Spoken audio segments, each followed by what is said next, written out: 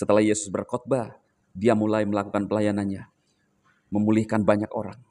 Yang sakit disembuhkan, saudara. Bukan yang sembuh disakitkan, saudara. Ya, ya kan? Kemarin kita belajar tentang eh, ajaran-ajaran nabi-nabi palsu. Waspada, saudara. Yesus berkata, dari buahnya lah kamu akan mengenal mereka. Ya. Kalau Yesus datang untuk memulihkan banyak orang yang punya masalah kesehatan, dipulihkan oleh Tuhan Yesus, ya. Disembuhkan, ya.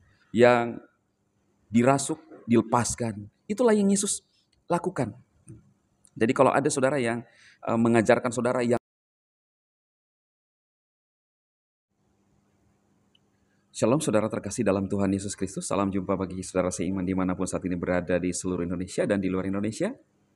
Saya berdoa roh, jiwa, dan tubuh saudaraku dalam perlindungan Tuhan kita Yesus Kristus. Dialah Tuhan yang hebat, Tuhan yang benar, yang sanggup memelihara jiwa saudara-saudaraku semuanya. Amin. Saat ini saudara kita berada di dalam Matius pasal yang ke-8, ayat 1 sampai ayat yang ke-4. Setelah Yesus mengajar di Galilea, di dalam nats bacaan kita ini, Yesus menyembuhkan seorang yang sakit kusta. Saya baca di dalam terjemahan baru saat ini, saudara ya. Yesus menyembuhkan seorang yang sakit kusta. Setelah Yesus turun dari bukit, orang banyak berbondong-bondong mengikuti dia. Maka datanglah seorang yang sakit kusta kepadanya, lalu sujud menyembah dia dan berkata, Tuhan, jika Tuhan mau, Tuhan dapat mentahirkan aku. Lalu Yesus mengulurkan tangannya, menjamah orang itu dan berkata, aku mau, jadilah engkau tahir. Seketika itu juga tahirlah orang itu daripada kustanya. Lalu Yesus berkata kepadanya, ingatlah, jangan engkau memberitahukan hal ini kepada siapapun. Tapi pergilah, perlihatkanlah dirimu kepada imam dan persembahkanlah yang diperintahkan Musa sebagai bukti bagi mereka. Wow, luar biasa saudara ya. Yesus melakukan penyembuhan. Kita tahu bahwa Yesus datang ke dalam dunia ini untuk memulihkan setiap manusia. Tujuan Yesus datang ke dalam dunia ini, saudara, adalah untuk menebus dosa umat manusia. Dia datang untuk memulihkan hubungan manusia dengan Bapa, agar kita bisa masuk ke dalam kerajaannya, saudara. Bukan cuma itu, ketika Yesus ada dalam dunia, dia melakukan banyak kebaikan-kebaikan, bahkan melakukan penyembuhan, memulihkan banyak orang yang mengalami masalah dipulihkan. Tujuan Yesus luar biasa. Di sini kita melihat bagaimana Yesus ya menyembuhkan orang yang sakit kusta. Orang kusta itu berkata kepada Yesus, jika Tuhan mau bisa mentahirkan aku. Apa yang Yesus katakan? Aku mau, jadilah engkau tahir dan perlihatkanlah dirimu ya, kepada imam dan persembahkanlah yang diperintahkan Musa. Yesus itu punya kemurahan hati, saudaraku. Dia penuh dengan belas kasihan, memulihkan hati yang terluka. Jadi masalah-masalah yang dihadapi oleh manusia itu, saudara, adalah masalah-masalah yang bagi Tuhan itu sangat kecil. Karena tujuan Tuhan yang tertinggi, tujuan Yesus yang tertinggi adalah menyelamatkan manusia dari kebinasaan dan masuk ke dalam kehidupan yang kekal.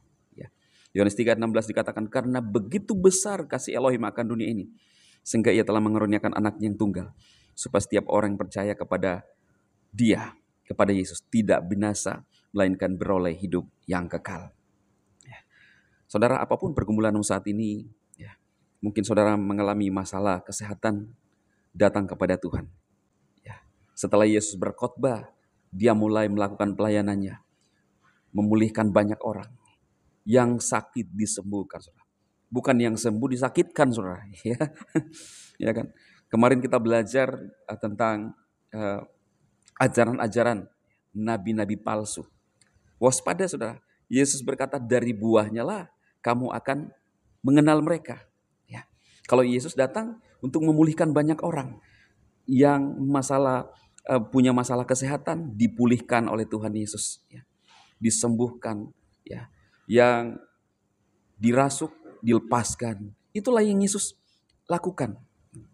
Jadi kalau ada saudara yang mengajarkan saudara yang sehat lalu disakitkan, atau yang hidup dimeninggoikan, saudara, waspada. Ya. Itu kata Tuhan Yesus, waspada, supaya jangan kita disesatkan. Biarlah kita sebagai orang-orang percaya yang menerima anugerah tetap berpaut kepada ajaran Kristus.